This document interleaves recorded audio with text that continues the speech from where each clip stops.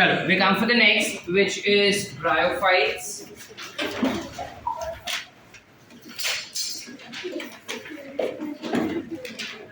Now, what are the basic properties of bryophytes? Bryophytes क्या होते हैं? ये basically again काफी छोटे टाइप के प्लांट्स होते हैं, वेरी वेरी स्मॉल प्लांट्स, अलगे जैसा ही होता है, where it do have thallus body but slightly advanced version होता है इसका. Apart from that, when we talk about bryophytes, they tend to grow in moist, damp, shady and cold places. Generally, it requires colder climatic condition for its growth. It requires colder climatic condition for its growth. Warm atmosphere में भी वो काफी बारी grow हो जाता है, लेकिन warm atmosphere के लिए स्पेशल टाइप के ब्रायोफाइट्स हम पढ़ने वाले हैं. मतलब स्पेशल टाइप के ब्रायोफाइट्स ही वार्म क्लाइमेट में सर्वाइव कर सकते हैं. ब्रायोफाइट्स जो होते हैं, their body is thallus, but some have root-like, stem-like and leaf-like structure. सारे ब्रायोफाइट्स जो वो थैलस ही होते हैं, लेकिन कुछ ब्रायोफाइट्स ऐसे हैं जो थैलस से थोड़ा बेहतर एडवांस वर्जन भी होता है, जिसमें उसके पास रूट लाइक, स्टेम लाइक और लीफ लाइक स्ट्रक्चर्स भी होते हैं. ठीक है, कल देखो हमने क्या देखा था कि जो बॉडी है वो पूरा ब्रायोफाइट स्पोरोफाइटिक बॉडी था and all of that we studied, right now जब हम ब्रायोफाइट्स का बात करते हैं, ये थोड़ा एक स्टेप एडवांस्ड होता है. अब एक स्टेप एडवांस्ड मतलब क्या? इन देम एक्चुअली उल्टा होता है, एडवांस नहीं. इन देम क्या हो जाता है? You have gametophyte which is leafy and photosynthetic. Gametophyte क्या होता है? देखो, फाइट मतलब प्लांट. इस चैप्टर के लिए ना वो बेसिक याद रखो, दो टर्मिनोलॉजीज, फाइट यानी प्लांट और फिल यानी लीफ. ठीक है. Now, when we talk about gametophyte, यानी ऐसा प्लांट बॉडी जो गैमीट बनाता है will be called as gametophyte, और ऐसा प्लांट बॉडी जो स्पोर्स बनाता है will be called as sporophytes. Are we getting it? Yes or no? Yes. Everyone? Yes. ऐसा प्लांट बॉडी जो गैमीट बनाएगा will be called as Gametophyte. और जो स्पोर बनाएगा it will be called as Sporophyte. Are we clear? ठीक है. अब with that respect, इस प्लांट का जो गैमेटोफाइट होता है वो लीफी और फोटोसिंथेटिक होता है, whereas स्पोरोफाइट जो इसके होते हैं ना वो लीफी नहीं होते. अब लीफी नहीं है तो फोटोसिंथेटिक भी नहीं होंगे. Meaning in this particular type of plant you have gametophytic face,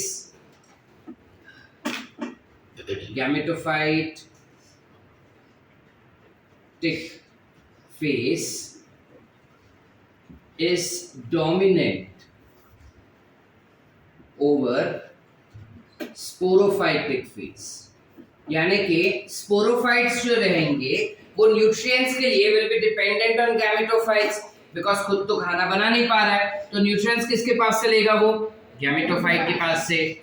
समझे? इस वजह से हम कह रहे हैं कि इस पर्टिकुलर प्लांट किंगडम में या इस पर्टिकुलर प्लांट डिवीजन में you have the gametophytic phase which is dominant over sporophytic phase. Are we clear? इसके अलावा इस पर्टिकुलर डिवीजन में the male reproductive organ will be called as antheridium. क्या म्हणतात? Generally male reproductive organ is called as stamen या फिर androecium, है ना? यहाँ पे हम इसे कहते हैं antheridium. Female reproductive organ will be called as archegonia. We call it as archegonia. Are we clear up till here? everyone, here we go ahead. इसके अलावा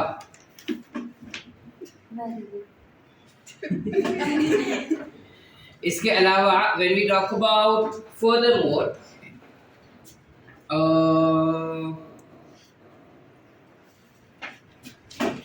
okay, let's go ahead to understand its life cycle. जब हम bryophytes का बात करते हैं, हमें पता है कि ब्रायोफाइट्स जो 3 पार्ट में डिवाइडेड है. There are 3 divisions that we have. Liverworts, hornworts, mosses. तीनों का life cycle is a common pattern. तीनों के life cycle is a common pattern that we see in them. However there are some differences in their reproductive methods. Those differences I'll let you know जब हम वो पूरा cycle कर रहे हैं तब itself. ठीक है, let's try to find out their life cycle. So इसका जो स्ट्रक्चर होता है प्लांट का वो कुछ ऐसा दिखाई देगा अपने को. We'll have some stalk like this. नीचे कुछ लीफी स्ट्रक्चर्स दिखाई देंगे अपने को.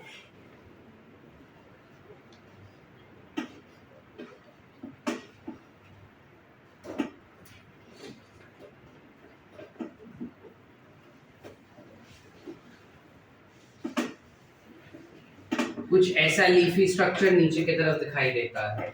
ऊपर you'll have some structure like this plus a capsule which will have spores present in them. So in that, this what we see is called as leafy gametophyte. This is called the sporophytic phase ka. This is called as foot. This is called as seta and this is called as capsule. So this foot, seta and capsule together becomes the part of sporophyte. समझ पा रहे? They together become part of sporophytes. ये जो root जैसा structure दिख रहा है will be called as rhizoid. You call it as rhizoid. हमें पता है rhiza यानी roots होते हैं. Root-like structure that will be called as rhizoids. Are we clear, everyone? Everyone? Any doubts? बेचारा थोड़ा और जीना चाहता था.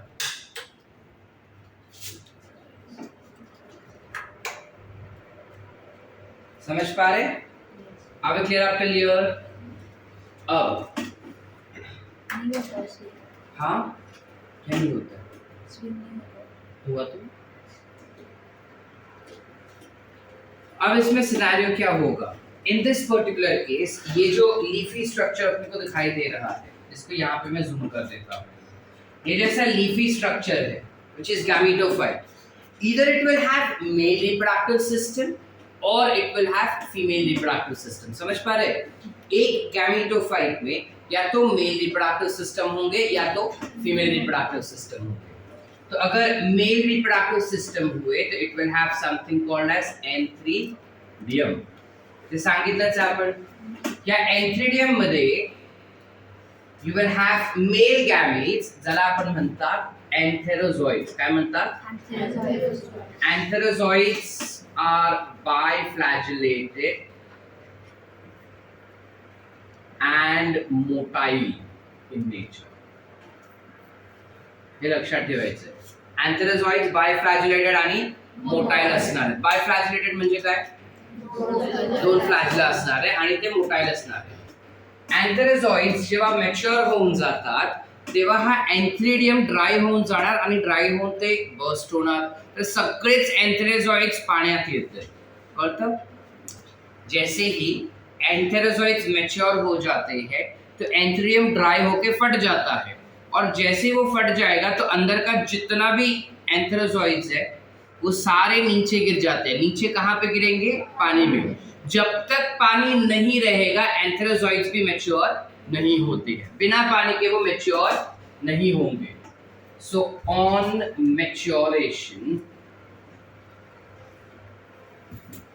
Of antherozoids, anthridium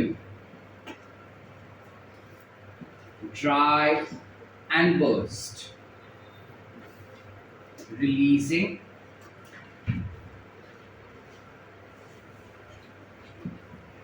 antherozoids. in water. एंथेरोजोइट्स को वो क्या करेगा, पानी में छोड़ देगा. अब जैसे ही एंथेरोजोइट्स पानी में जाता है तो these एंथेरोजोइट्स swim and reach up till female gametophyte या फीमेल, ओके चलो, female gametophyte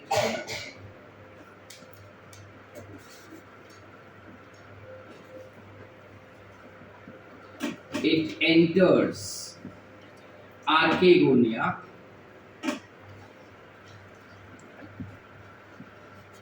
via venter canal and fertilize या fuse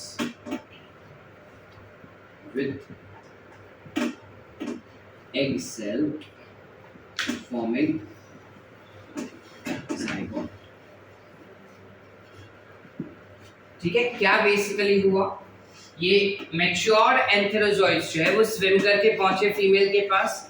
फीमेल का जो स्ट्रक्चर होता है वो कुछ ऐसा होता है, somewhat like this. Female reproductive system is somewhat like this, where you have egg cell present exactly at center over here. ऐसा. तो ये जो पूरा जॅकेट जैसा कवरिंग आहे ना इसके पास, उसे हम कहते हैं वेंटर. काय म्हणतात? वेंटर. आणि इकडे कॅनल बनले तर त्याला आपण म्हणतात वेंटर कॅनल. काय म्हणतात? वेंटर. तर आता हे जे स्पर्म सेल्स आहेत ते काय करणार आहे, ते स्विम करून, they swim and they reach up till here, and through venter canal they will enter inside and they will fertilize or fuse with egg cell, forming what? Zygote. They will form zygote. अब ये जो zygote बना है, this zygote undergo mitosis, form embryo. Mitosis करके वो बन जाएगा embryo. ठीक है, अब क्या होता है, one end of embryo go down to absorb water, other end rise up to form seta and capsule. समझ पाए क्या हुआ कि ये जो एम्ब्रियो बन गया ना, जायगोट जो बन गया, वो जायगोट अब डिवाइड हो रहा है और डिवाइड होने के बाद वो एक मास ऑफ सेल्स बन रहे हैं. ये जो मास ऑफ सेल्स है उसका एक एंड नीचे जाता है फॉर फॉर्मेशन ऑफ रूट और दूसरा एंड उसका ऊपर आता है for formation of seta and capsule. Did we understand कि नहीं समझे? ठीक है, अब ये जो कैप्सूल बन के मिलता है कुछ ऐसे, let's say this is the capsule that we have. This capsule has an outermost protective covering called as calyptra. काय म्हणतात? कैलिप्ट्रा. काय म्हणतात? कैलिप्ट्रा. उसका outermost protective covering होता है जिसे हम कहते हैं कैलिप्ट्रा, और अंदर की तरफ जो है that is nothing but capsule itself, which is capsular walls. आसान? चले आगे. इसके अंदर there will be lots of spores that are present. काफी सारे spores रहते हैं इसके अंदर, काफी सारे spores. ये स्पोरोफाइट है ना पूरा, देखो तो spores तो बनाएगा ही. The capsules will have lots of spores in them. Are we clear बेटा? Will have lots of spores in them. ये सारे जो spores है, these are diploid spores. These are diploid spores. So क्या हो रहा है देखो यहाँ पे, I just draw a line. That capsule will have diploid spores present in them. अब क्या होता है, these diploid spores will undergo meiosis to form haploid spore and get mature. ये डिप्लॉइड स्पोर्स जो है वो हैप्लॉइड स्पोर्स बन जाएंगे और हैप्लॉइड स्पोर्स बनते ही वो मैच्योरेशन शुरू कर लेगा।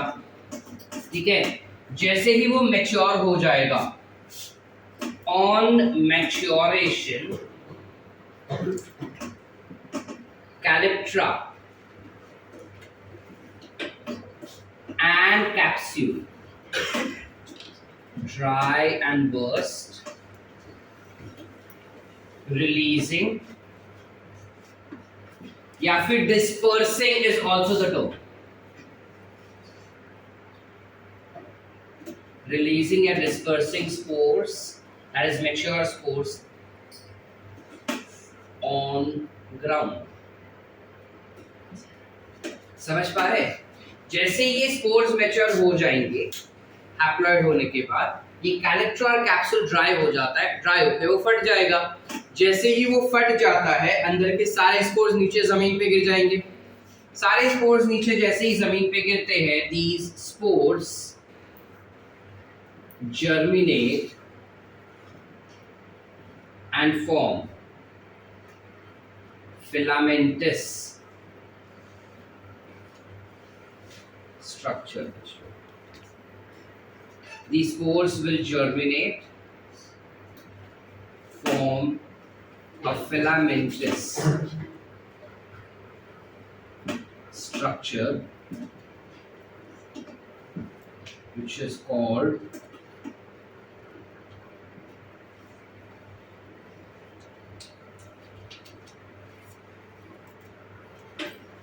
protonema. It will form a filamentous structure which is called as protonema. म्हणजे काय असणार हे? ये ग्रीन कलर का कुछ ऐसा स्ट्रक्चर बनाता है।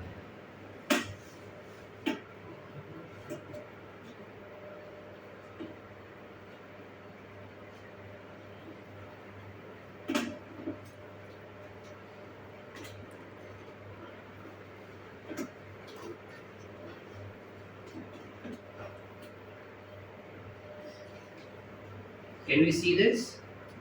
This forming a green color filamentous structure जो जमीन को लग के ग्रो हो रहा है। It is growing like this, ऐसे फैल रहा है। समझ पा रहे? ये स्पोर्स थे कैप्सूल में, कैप्सूल खुला, स्पोर्स सारे जमीन पे गिरे। जमीन पे जैसे ही फेवरेबल क्लाइमेटिक कंडीशन मिलेगा, ये स्पोर्स जर्मिनेट हो जाएगा। स्पोर्स जर्मिनेट होकर कुछ ऐसा फैलना शुरू करते हैं फिलामेंटस स्ट्रक्चर की तरह। और ये जो फैल रहे हैं ना फिलामेंटस स्ट्रक्चर की तरह, उनके ऊपर छोटे छोटे बड्स आते हैं, meaning not all but some of them will have these buds. सारे फिलामेंट्स पे नहीं आता, बट कुछ कुछ प्रोटोनेमा पे आता है। इस फिलामेंटस स्ट्रक्चर को हम कहते हैं protonema. So some protonema develop buds on them। Last bench पे दिख रहा है जो मैं लिख रहा हूं वो? हाँ बोल रहे ना, बोल रही है नंदिनी, तू आगे आके बैठना, फिर कॉकरोच मर गए सारे। चलो आलो।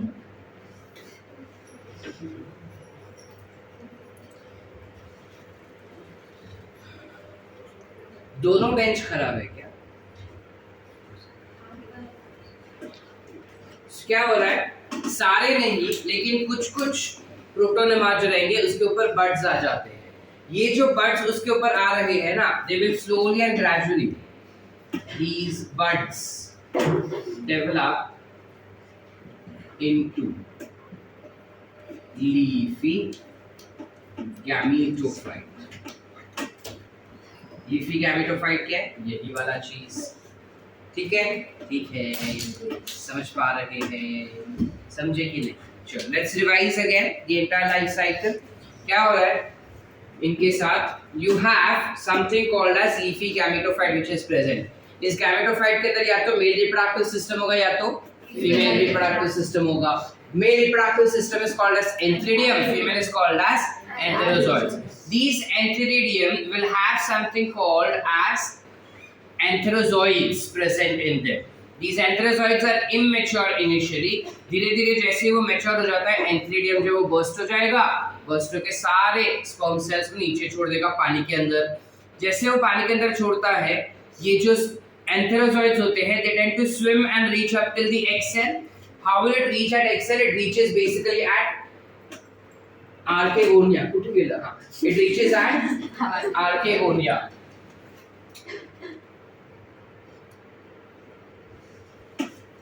It reaches at archegonia. जैसे वो आर्केगोनिया तक पहुंचता है, वेंट्रल कैनाल के थ्रू होते हुए एक्स सेल से फर्टिलाइज कर लेगा। जैसे ही एक्स सेल से फर्टिलाइज करेगा वो बन जाएगा जायगोट। ये जायगोट आगे डिवाइड होकर बनेगा एम्ब्रियो।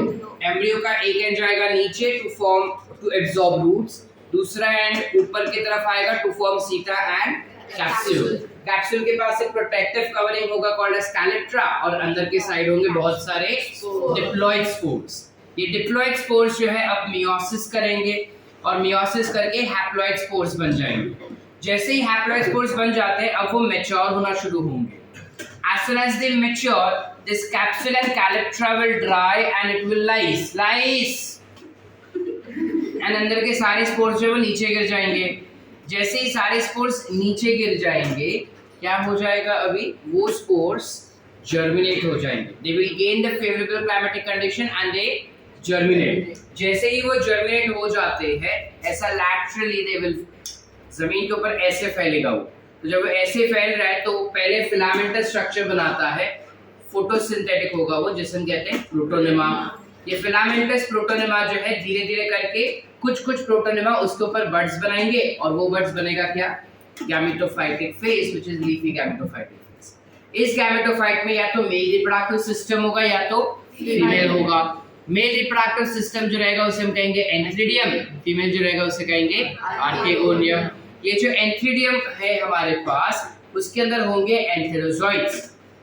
जैसे ही एंथेरोजॉइड्स मैच्योर हो जाएंगे एंथ्रीडियम जो है वो ड्राई होके लाइस हो जाएगा, एंथेरोजॉइड्स पानी में। These enterozoids will swim and reach up till the egg cell through ventral canal and fuse with egg cell to form zygote. Zygote आगे develop होगा and it will form embryo. Embryo का एक end नीचे एक end ऊपर to form seta and capsule.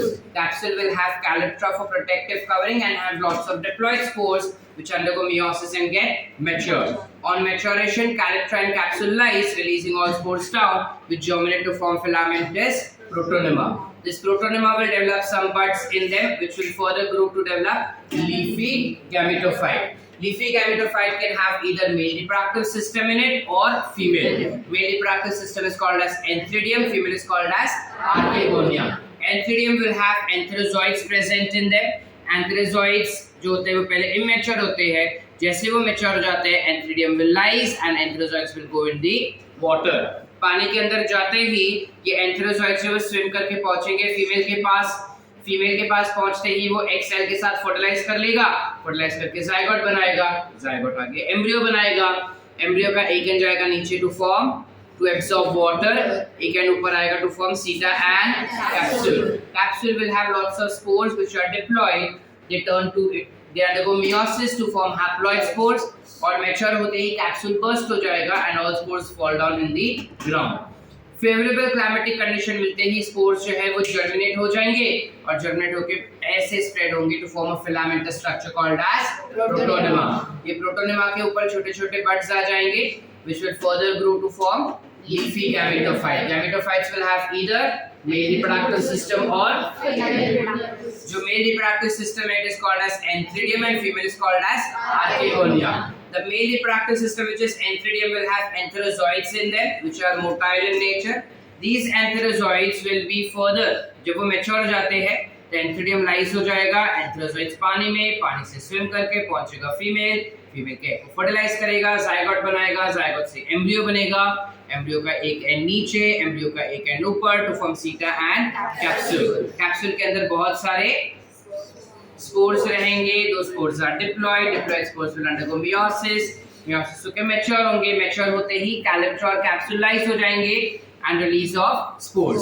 Spores जैसे ही जमीन पे आ जाएंगे ये स्पोर्स जर्मिनेट हो जाएंगे, जर्मिनेट होके फिलामेंटस प्रोटोनेमा बनाएंगे, प्रोटोनेमा के ऊपर छोटे छोटे बड्स आएंगे, बड्स जो रहेंगे वो क्या बन जाएंगे, leafy gamete. Leafy gamete will have either male reproductive system और याद रह गया पूरा साइकिल, पक्की बात, सॉर्टेड। चलो थोड़ा और देख लेते हैं। अब इस स्ट्रक्चर को अगर हम बाइफरकेट करें, ध्यान से देखो इस साइकिल को, this is the life cycle of bryophytes, ध्यान से देखना। This enterozoids will be haploid in nature, और या फिर I will start directly from here. Spores haploid हो गए, ये haploid haploid haploid haploid haploid haploid haploid haploid, yes or no? Haploid होने के बाद this gametophyte reaches आके गonna form zygote, यहाँ पे diploid हो गया ये, zygote बनने के बाद embryo भी diploid है, ये भी diploid है, so this is diploid structure, yes or no? समझ पा रहे कि नहीं? This is diploid, this is haploid. Can you see that? Diploid छोटा सा स्टेज है क्या? नहीं, वो zygote भी diploid है, embryo भी diploid है, और पूरा sporophytes भी diploid है. Yes or no? फिर spores बनने के बाद protonema बनना, gametophyte बनना, gamete banana, all of that is haploid. तो haploid छोटा स्टेज है? नहीं, यहाँ पे दोनों equally distributed है. Diploid भी उतना है, haploid भी इतना है. इस टाइप के लाइफ साइकिल को you can call it as haplodiplontic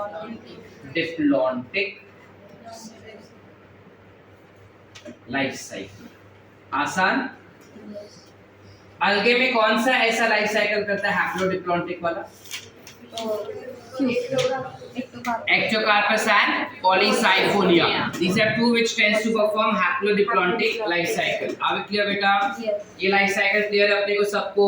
पूरा समझा? ठीक है। अब मुझे एक बात बताओ, अगर मैं इसमें से पानी निकाल दूं, if I don't provide water to this particular plant species, will this plant species survive? नहीं ना? और जमीन नहीं दिया तो? यानी बिना टेरेस्ट्रियल लाइफ के as well as बिना water के it will not be able to survive, meaning it requires both water as well as land for its survival. That is the reason bryophytes are also called as amphibians of plant.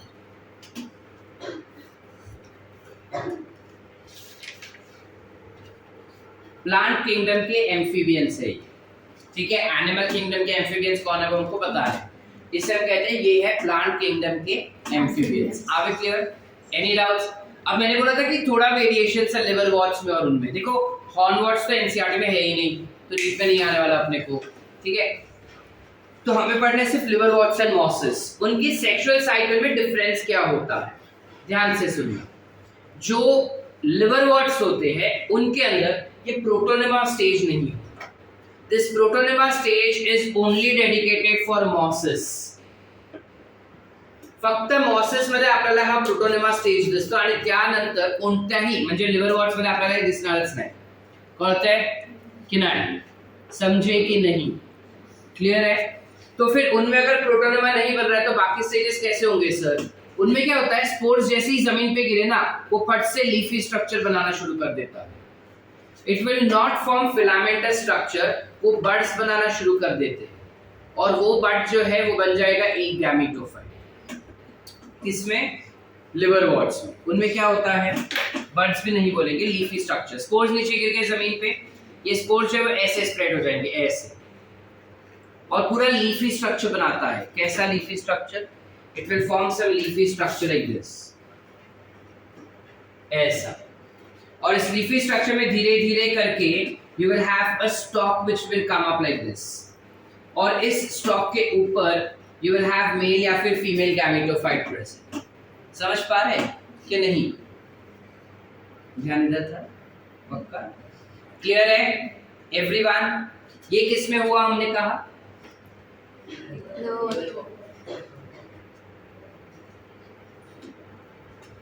This form से liver walls.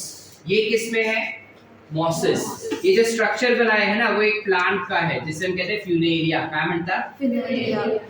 हा structure फ्युनेरियाचा आहे आणि हा structure जर आपण पाहिले इकडे, हा मर्शांटियाचा आहे।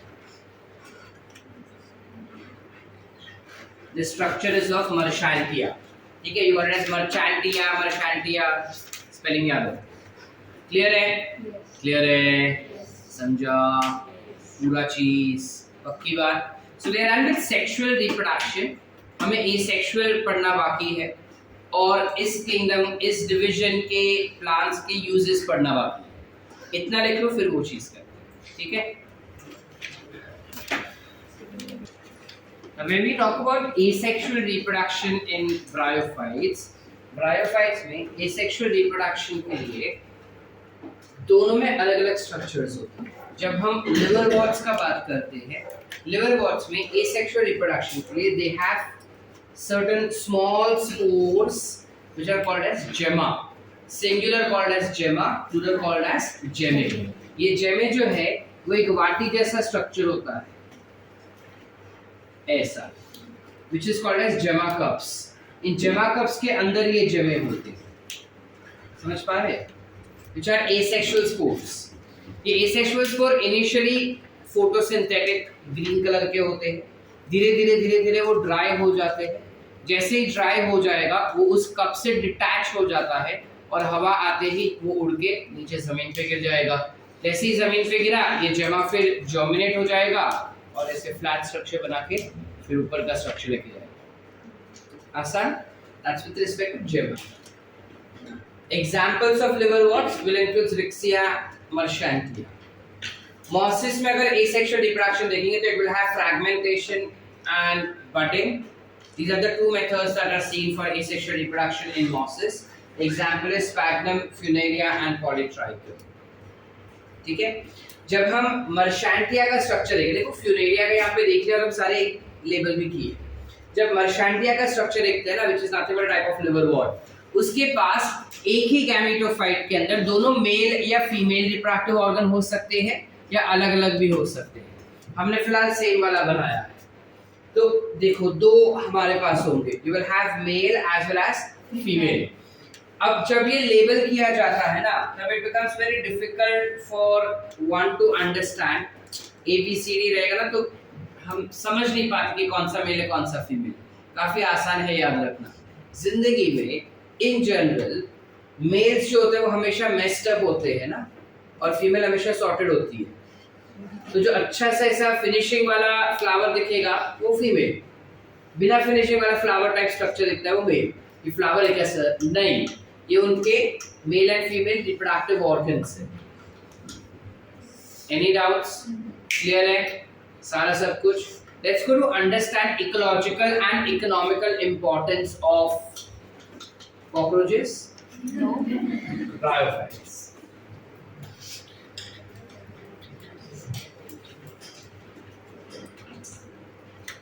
कॉकरोच का इकोनॉमिक इम्पोर्टेंस क्या है? क्या कॉकरोच का इकोनॉमिक इम्पोर्टेंस क्या है सर? क्यों? क्या वो क्या होता है किधर? उसको पकड़ के मार के रखो, डाइसेक्शन के लिए इट हेल्प्स। कॉलेजेस वगैरह में पैसे लगते हैं 5-5 रुपए के कॉकरोच। चलो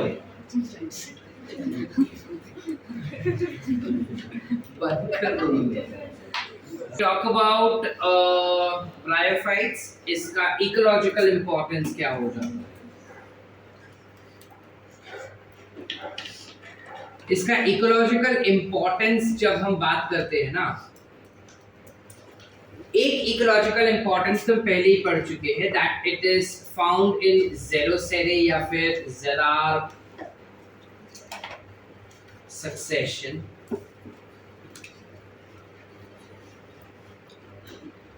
में वो पायोनियर स्पीशीज हो जाता है। नहीं समझे? लाइकेंस के बारे में देखो, हमने पढ़ा था कि लाइकेंस जो होता है वो ज़ेरार कंडीशन में सबसे पहला ऑर्गेनिज्म है जो वहाँ पे आता है, तोड़ता है। एनसीईआरटी बोलता है कि लाइकेंस के साथ साथ मॉसेस भी उधर ग्रो हो जाते हैं। ठीक है? So mosses is also found in xerarch succession and all of that. इसके अलावा इकोलॉजिकल सक्सेशन, इकोलॉजिकल इंपॉर्टेंस में they are soil binders. What do you mean by soil binders? Soil binders रहेंगे so that you have soil erosion which is avoided। soil erosion क्या रहेगा? पानी का बह जाना, सॉइल का बह जाना। ठीक है। इसके अलावा it helps in attracting rainfall, वो रेनफॉल को अट्रैक्ट करता है, ठीक है। रेनफॉल को अट्रैक्ट करेगा, बारिश वाला जो बादल है उसको वो अट्रैक्ट करने में हेल्प करता है, ठीक है। चलो दूसरा हो जाएगा क्या, इकोनॉमिक इंपॉर्टेंस क्या होंगे इसके।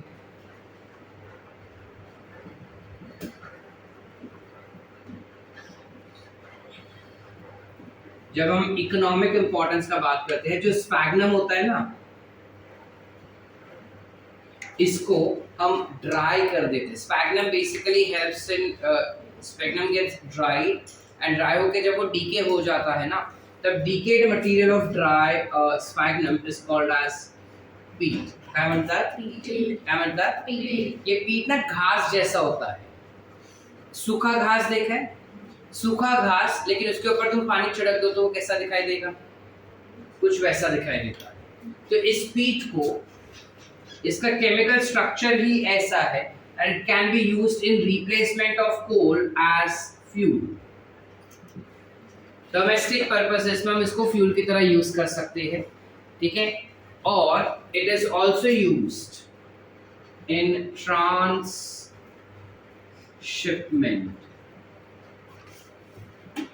of live biological specimen, यानी कोई जिंदा लिविंग ऑर्गेनिज्म अगर मैं इंपोर्ट कर रहा हूँ कहीं और से, चलो सांगली में मेरे को पेंगुइन चाहिए, तो मैं पेंगुइन अगर कहीं से इंपोर्ट कर रहा हूँ ना, तो उस पेंगुइन को हम केज में तो रखेंगे ही, लेकिन साथ में उसको एक कवरिंग भी दिया जाता है, that covering is of nothing but पीट।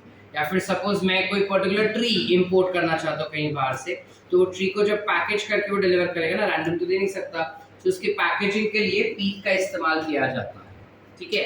Why is this specific thing only used is because of its hydrocolloid nature,